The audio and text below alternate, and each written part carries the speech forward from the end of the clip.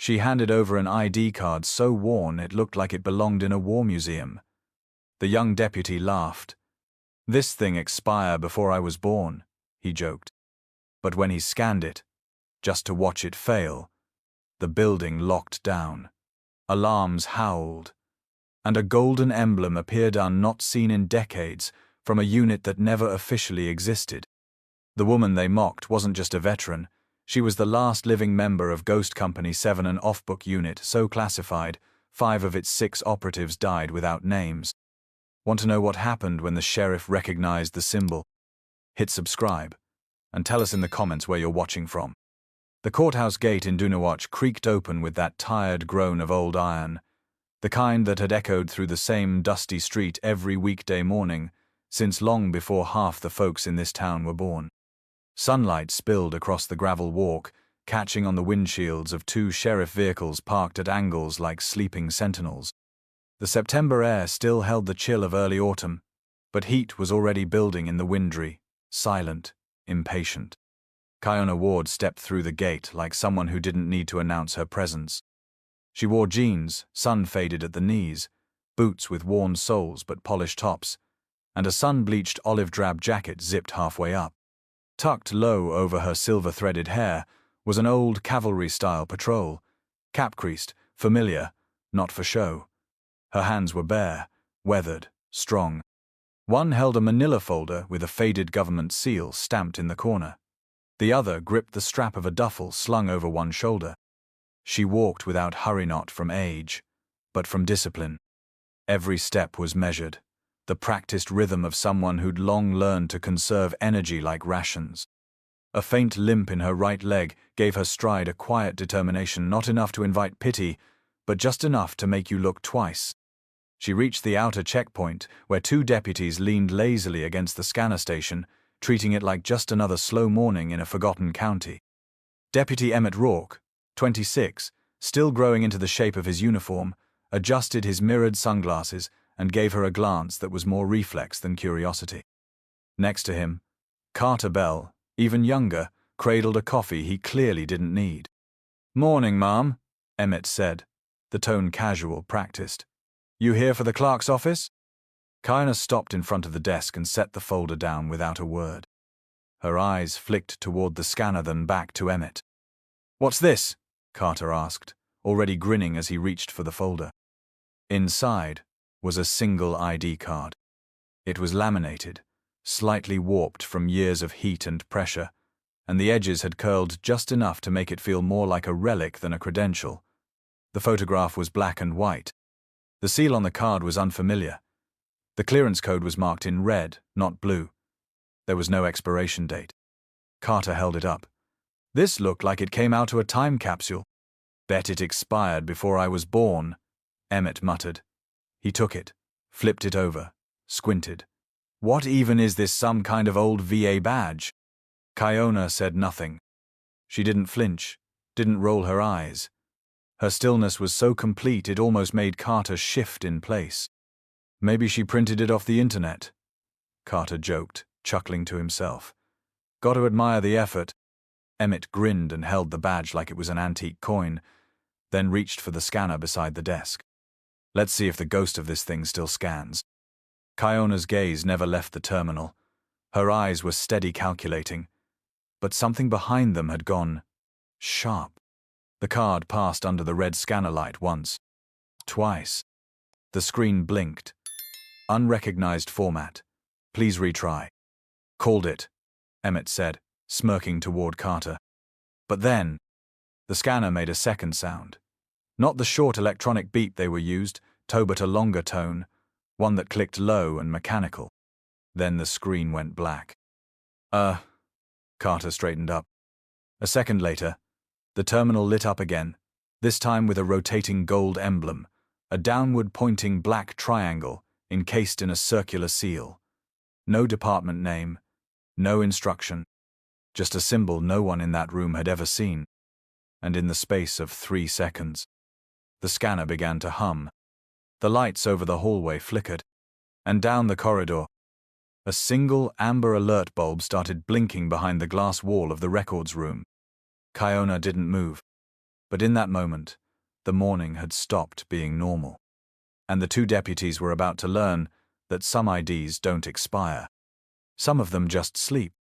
The screen didn't glitch. It came alive, smooth and clear.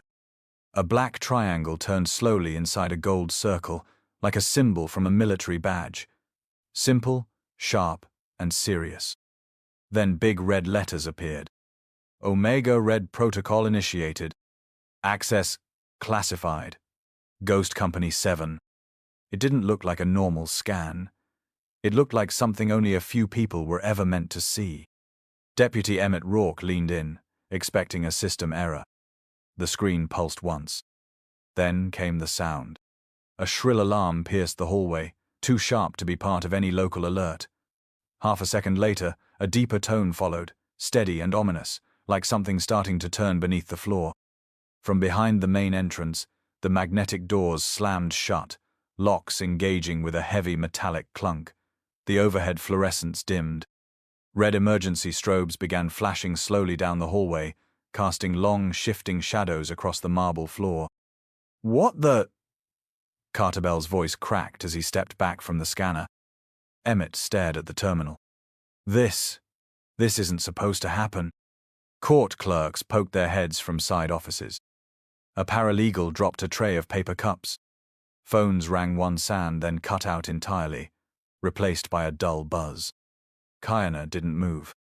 She stood still, watching the terminal like it was doing exactly what she knew it would.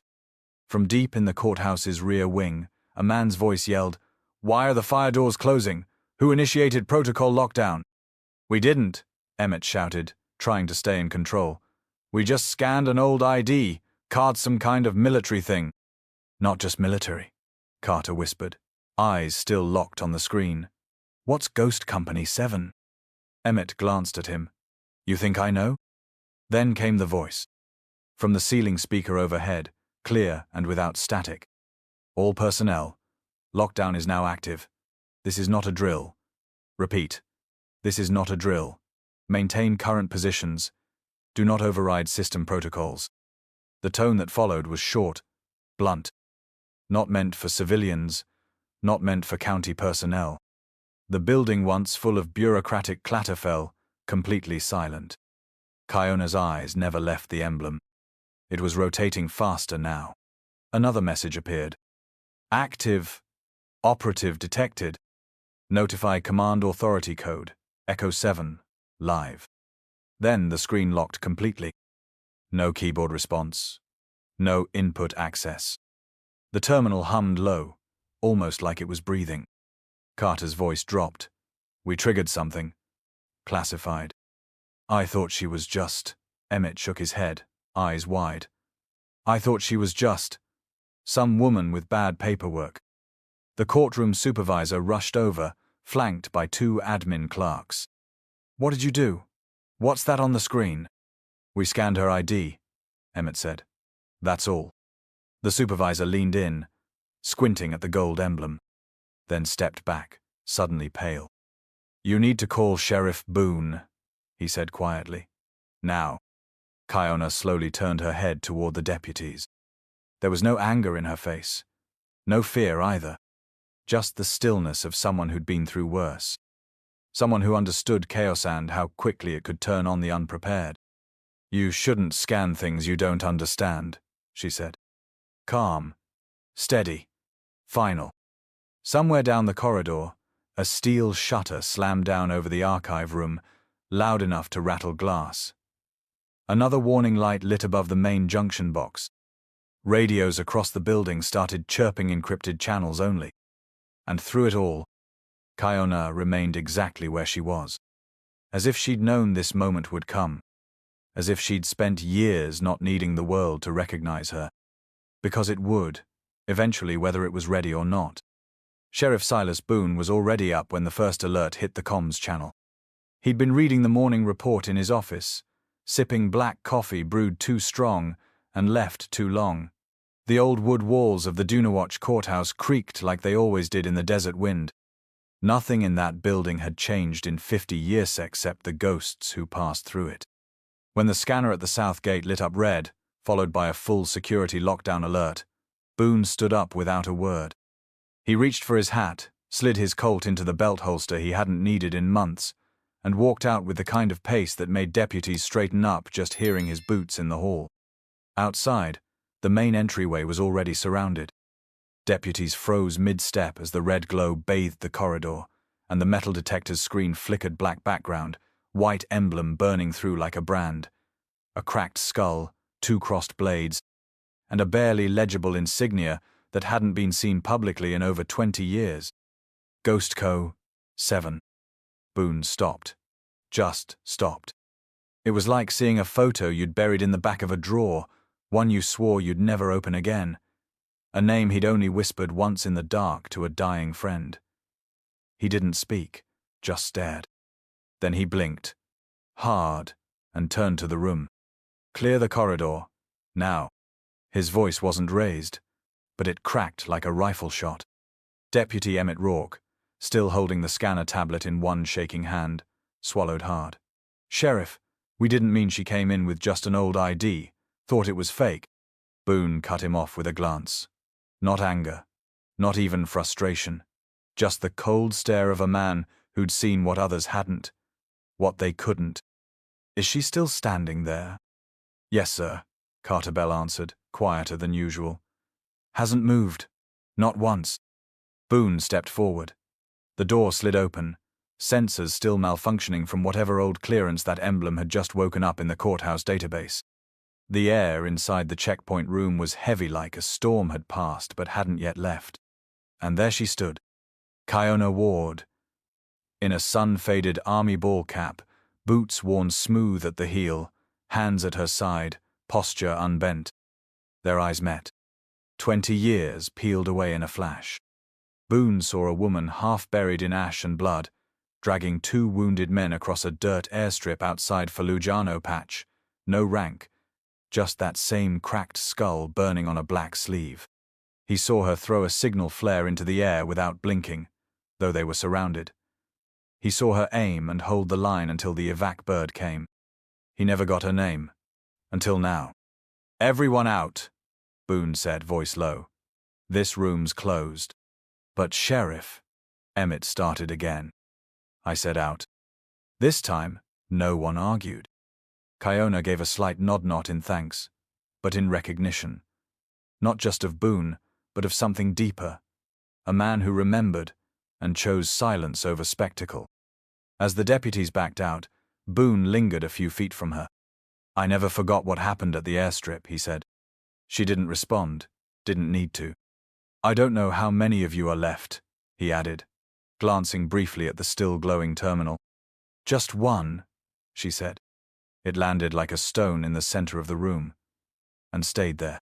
Boone inhaled slowly, then reached for the wall intercom. "Lock this wing. All access revoked, until I say otherwise." He turned back toward the hallway, boots echoing now across empty tile. For the first time in years, his shoulders felt heavy with something more than duty. Behind him, Emmett watched from the corner. He didn't speak.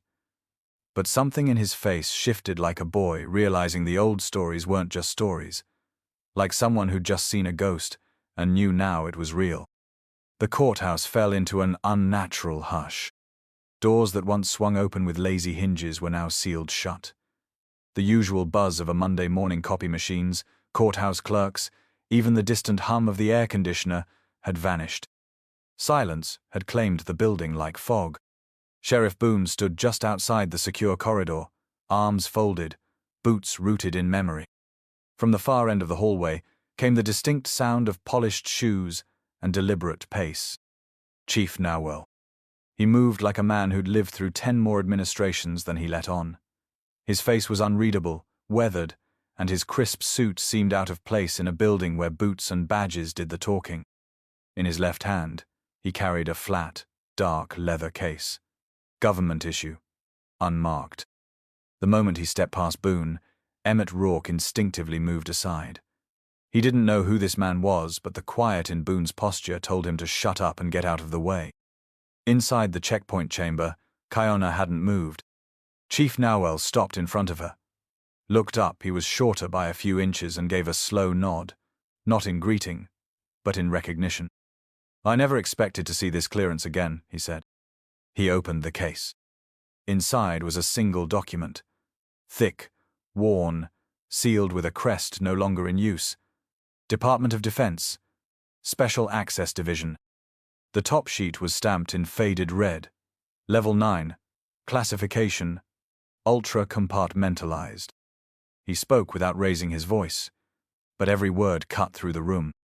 Ghost Company 7, operational between 1999 and 2007, was classified as a deep covert special actions group, budgeted off books, structure denied by all known branches.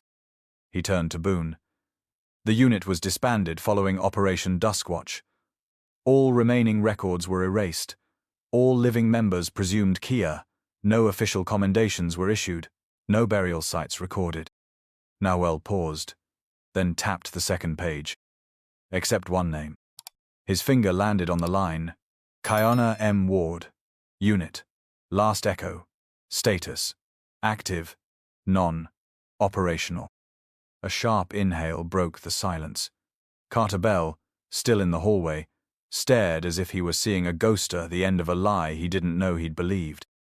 Nawel closed the folder with quiet finality. "In short," he said, "you're standing in the presence of the last field operator from a unit this government swore never existed." Kiona didn't flinch. She didn't move, but her voice, low and steady, finally filled the air. "I don't need to be believed," she said. "I lived through it." Nobody responded. Not Boone, not the deputies, not even the federal agent who'd just confirmed her identity. Nawel stood a moment longer, then placed the case on the side desk and stepped back. His expression had shifted not to fear or guilt but to reverence. He knew the weight she carried. Not because it was written in that folder, but because he'd spent his career ensuring folders like that never saw light. Boone cleared his throat once. "Emmett, Carter, you're dismissed." They hesitated, but this time there was no protest. As they stepped out, Emmett glanced back just once, his face pale, his hands still fidgeting near his belt, not out of habit, but discomfort. He was standing in the aftermath of something he didn't understand and maybe never would. Kiana stepped forward, not in aggression, not to demand but to bring the folder closer. She glanced at the seal, thumbed the edge, then looked up at Chief Nawel. "You burned all the others?" she asked quietly. "I was ordered to," he said, "but not yours." "Why?" "Because the last Echo never broke code and never asked for credit." She didn't respond, just nodded, slowly, then turned toward Boone. "Now that you know," she said, "I'll be on my way." But Boone shook his head. "Not yet. You deserve space. You deserve silence. But more than that, you deserve for this room to clear before you walk out of it." Kiona looked at him longer this time, and for just a moment, the corners of her eyes softened, not in gratitude, but in relief. The kind of relief that comes not from being recognized, but from being understood. By the time the courthouse reopened its doors, the sun had shifted west, casting long slants of light through the dusty blinds. Business resumed, at least on the surface. But nothing inside the building felt the same. Sheriff Boone called the meeting in his office. Not a formal hearing, not disciplinary action, just a closed-door decision carried out with the kind of quiet finality that didn't require debate. Emmett Rourke and Carter Bell stood side by side in front of his desk. Neither looked up. Boone didn't raise his voice. "You two made a mistake," he said. "Not because of protocol. Not because you scanned a suspicious ID." He paused. His voice dropped lower. "You laughed." Carter shifted, jaw clenched. Boone's hand rested on a manila envelope. "We're a county post, not some war zone command center. But that doesn't mean we get to treat people like they're beneath us, especially not those who've carried more than we'll ever understand." He slid the folder across the desk. "You're being reassigned. Effective immediately. 2 months at Arledge Military Cemetery Detail." Emmett blinked. "Grave duty?" "Flag duty. Headstone upkeep. Escort protocol. You'll work alongside veterans who've buried their own." Carter opened his mouth like he wanted to push back. Boone didn't let him. "It's not a punishment," he said. "It's perspective." The two deputies left without a word. Boone leaned back in his chair and stared at the ceiling fan as it turned slowly overhead. There were no forms to file, no formal write-ups. In a town like Dunawatch, there were some lessons only silence could teach. That afternoon, a memorandum was quietly released from the county records office. No incident logged. No scanner logs, no alerts, no lockdown reports, nothing to account for what had taken place. In the official register, the date read clean, as if the morning had passed without event. It never happened. But within the building, something had changed. Clerks who once avoided eye contact with Kiona now nodded respectfully when she passed. A court bailiff stood aside and opened the door for her without being asked. The woman at the front desk, who once rolled her eyes at Kiona's outdated ID, now offered her bottled water and asked, quietly, if she needed anything. No one said why. No one asked questions. It wasn't reverence born of headlines. It wasn't awe from some broadcasted medal ceremony. It was something deeper. The kind of shift that happens when people realize they've stood in the presence of someone who endured more than their world ever asked of them, and who didn't ask for applause. Kiona never spoke about the emblem again.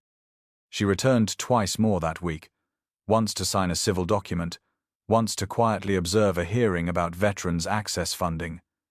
She never sat in the front row. She never lingered. But when she stood, others followed. Boone watched her from the upper gallery one of those mornings, hands in pockets, hat resting on his knee. A man from a different era watching someone from an even older one still holding the line. She didn't need anyone to vouch for her. She'd brought the proof in her silence.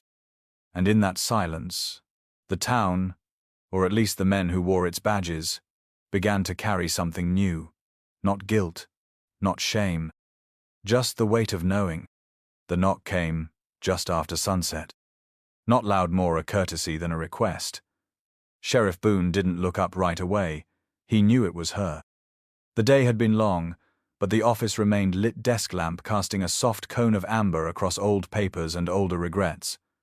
Boone reached for the bottle of water beside his chair. Not whiskey. Not tonight. "Doors open," he said. Kiona stepped in with the same slow, even gait she always carried. No hurry. No hesitation. She didn't sit until he nodded toward the chair across from him. No small talk. Boone folded his hands and rested them on the desk. "You didn't have to come." "I know," she said. They sat for a moment, the sound of cicadas pulsing faintly through the windows. "I pulled what little was left in the archive," Boone said, voice low. "Just scraps, redacted names, some partial coordinates buried in an old DOD server they forgot to wipe." Kiona said nothing. "I don't need the rest," he added. "I remember what you did." She leaned back slightly. Not relaxed, never quite, but at ease in a way only earned when a room no longer demanded explanation. "You were with Twand Cavalry in 4, she said. "Ramadi pullout." Boone nodded. "Got pinned down near a river crossing. I thought the chopper was coming. It wasn't." Kiona looked down briefly, as if tracing something across the grain of the wood between them. "We were the ones who laid smoke. Dropped from the ridge, made just enough noise for your boys to make it south." "I never saw faces," Boone said. "Only that skull and Blade's insignia in the dust." "We didn't stay long?" she replied. "We never did." Another pause. Boone cleared his throat. "They're asking if I want to recommend a citation. County medal. Statement to the press. Some veteran affairs rep from Flagstaff even wants to fly in and do a recognition event. Their words, not mine." Kiona raised an eyebrow, not amused, not offended, just tired. "I didn't come here to be recognized." Boone nodded. "Didn't think so." "I served because I could," she said. "Not for applause, not for medals, and certainly not for a story someone else can twist into a headline." Boone leaned forward, elbows on the desk. "You lost people, didn't you?" Kiona didn't answer immediately, then softly. 9. Over 8 years. No caskets, no names etched in stone, just burned files and a few voices that don't sleep well. She didn't cry. There was no trembling in her voice. Just a flat, clear truth, the kind of truth that didn't need volume to carry weight. Boone nodded again. I'm sorry. Don't be, she said. They knew what we were, and they stayed anyway. He sat with that a moment, absorbing it. You still carry the emblem, he said, glancing toward the faint outline of the tattoo beneath her left sleeve. Not for me, she said. For them. Outside, the wind picked up. A loose shutter tapped once, then again. Boone stood and walked to the small cabinet behind his desk. From it, he pulled a box, old, cedar, hand-carved, the lid scuffed from years of use. He opened it and took out a single silver coin, unmarked, except for a thin ridge cut into its edge. He placed it in front of her. No name, no date. Just a token, he said. It's what we used to give to folks who carried something we didn't understand. Not military, not government, just earned. Kiona looked at it, then at him. You keep it, she said. I insist, Boone replied. She held his gaze, then slowly reached forward and closed her hand around it. I'll leave town in the morning, she said. No press, no send-off. Boone smiled faintly. Wouldn't have offered. And that was enough. She stood, adjusted her jacket, and offered a nod, not of farewell, but of acknowledgement. As she left, Boone remained seated, the empty chair still warm from her presence. For a man who had seen too many stories end badly, this wasn't closure. It was something rarer. Respect given in silence. The morning air hung dry and still, tinged with the scent of sand and machine oil. A pale gold light stretched across the parking lot of the Dunawatch courthouse as Kiona Ward stepped through the heavy front doors for the last time. She wore the same jeans and faded olive windbreaker, same boots, same sun-beaten army cap tugged low, but something about the way she walked now felt different. Not lighter, just complete. At the far end of the courtyard, two figures moved slowly along the brick path. Emmett Rourke and Carter Bell, sleeves rolled up, hands covered in oil and granite dust. They were reassembling the memorial plaque outside the courthouse, the one honoring all those who served, a monument most folks passed without looking. Today, they cleaned each brass letter by hand. Kiona didn't stop. She didn't need to. But as she passed within a few yards, Emmett glanced up. His eyes met hers, no longer uncertain, no longer defensive, just quiet recognition. He gave her the smallest nod. Kiona returned it, equally small, then kept walking. That was all. No apology, no explanation, nothing rehearsed or forced, just one human gesture, stripped down to the essentials. At the top of the courthouse steps, Sheriff Boone stood beneath the wide timber awning. He wasn't in uniform today, just dark slacks, an old brown coat, and his campaign hat in one hand. His eyes were tired but steady. As Kiona reached the bottom step, she slowed for half a beat. Boone didn't speak. Instead, he placed the hat firmly on his head and raised his right hand. It wasn't a casual wave, it wasn't for show. It was a full formal salute, sharp, deliberate, and held until she passed. Kiona looked up. She didn't return it. Not because she didn't respect him, but because she knew what it cost him to give it. That was enough. She kept walking. Across the lot, a pale blue Ford Bronco sat angled toward the exit. Dust still clung to the bumper. One of the taillights had a crack through it that had probably been there for years. She climbed in slowly, shut the door with a soft click, and turned the engine over. No crowd gathered. No news van parked at the curb. No one clapped. No one dared. As the vehicle rolled forward, Boone lowered his hand. Emmett and Carter stood silently off to the side, their tools resting on the brick wall now gleaming in morning sun. The Bronco turned out of the lot and onto Route 12, a long stretch of highway that cut through the hills like a scar. No fanfare, no ceremony. Just the open road. Inside the cab, Kiona didn't turn on the radio. She didn't check the rearview mirror. Her hands rested easy at 10 and 2, her face blank but peaceful. She wasn't leaving because she had to. She was leaving because her part was done. And behind her, the courthouse remained. Smaller now, quieter, but changed. Not because of what she said, because of who she was. And because, just for a moment, they had seen her clearly and chose not to look away. The sheriff's office had gone quiet again. Paperwork shuffled softly in the background. A ceiling fan ticked with the rhythm of late afternoon heat. Outside, the courthouse cast long shadows over the sidewalk, stretching past the flagpole that had flown the same colors every day for 37 years. Boone sat behind his desk, thumbing through the morning's incident reports. Traffic citations, a noise complaint near the reservoir, a faulty alarm at the hardware store. Nothing unusual. A young clerk stood in the doorway, hesitating with a tablet in hand. "Sir?" he asked. "About yesterday. The ID scan lockdown, should I log it under security malfunction?" Boone didn't look up at first. He flipped to the next page, then leaned back in his chair. "No," he said. The clerk blinked. "Then what should I file it under?" Boone finally met his eyes. "There's nothing to file." The clerk waited. Boone spoke again, slower this time. "Ghost Company 7 never existed. You understand?" A pause. "Yes, sir." The clerk stepped out, and the door clicked shut behind him. Boone exhaled through his nose and looked at the empty chair across from him, the one Kayona had sat in just a day ago. The weight of it still lingered in the air, like the last note of a song no one else could hear. 30 miles west of town, the sun dipped lower over Arledge Military Cemetery, turning rows of white headstones golden in the dusk. Chief Nawell stood alone near the northern wall, hands clasped behind his back. His coat was off, sleeves rolled, tie loosened. In front of him sat a new slab of granite not yet carved. Just a blank marker set into place with no official order, no file number, no chain of custody. The name hadn't been etched, but someone had already laid a single coin at its base.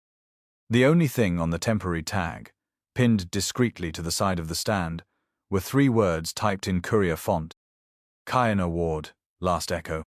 Nawell didn't speak. There was no one to speak to. Just rows of others like her, some named, some not, some recorded, some forgotten. He stood for several long minutes, the wind carrying the faint sound of a bugle playing somewhere beyond the hill. Not for her, not today, but the sound fit, all the same. He reached into his coat pocket and withdrew a folded paper, the same dossier he'd brought to the courthouse, now creased and worn, with a single coffee stain on the back cover. He looked at it one last time, then carefully tore it in half. Then again. The pieces fluttered into the nearby waste bin, joining a dozen others from years past. None of it would be archived. And that was how it should be. Back in Dunawatch, the courthouse lights dimmed as the janitor made his final rounds. The emblem on the scanner had long since returned to normal, just a dull green icon with a timestamp and a reset line. Nothing about it hinted at what had happened. But those who had seen it, truly seen it, didn't forget. Deputy Emmett Rourke walked past the scanner that night without a word. He didn't glance at the screen. He didn't joke with Carter like he used to. He simply paused for half a second, lowered his eyes, and kept walking. Some stories don't get told. Some people don't leave records behind. But the people who meet them even just once carry that truth in the way they stand, the way they speak, the way they remember. As the stars came out across the desert sky, Boone sat alone in his office. He reached into the top drawer and took out the coin Kayona had accepted, then returned hours later. She hadn't said why. She hadn't needed to. Boone turned it in his palm once, then placed it flat on the desk beside a folded note she'd left behind. 6 words, handwritten in small, neat print. "I was never the last one." And underneath it, Boone wrote his own. "Respect is not given once someone earns it, it's given first, or never at all." Then he closed the drawer and left the light on. In life, not everyone is seen for what they've done, but that doesn't mean they're any less worthy of respect. Kiona Ward's story reminds us that honor doesn't come from applause. It comes from how we live, how we endure in silence, and how others choose to remember us. People like Kiona don't ask for recognition. They carry quiet strength, and in doing so, leave a lasting mark on those who are paying attention. No matter our age, we still have the power to look closer, to respect before we judge, and to honor the unseen. That is how we preserve dignity not just for others, but within ourselves. If this story touched something in you, consider subscribing to hear more untold memories like this one, stories that still echo through time. Thank you for spending this moment with us. Wishing you peace, gratitude, and the quiet light of what often goes unsaid. Until next time.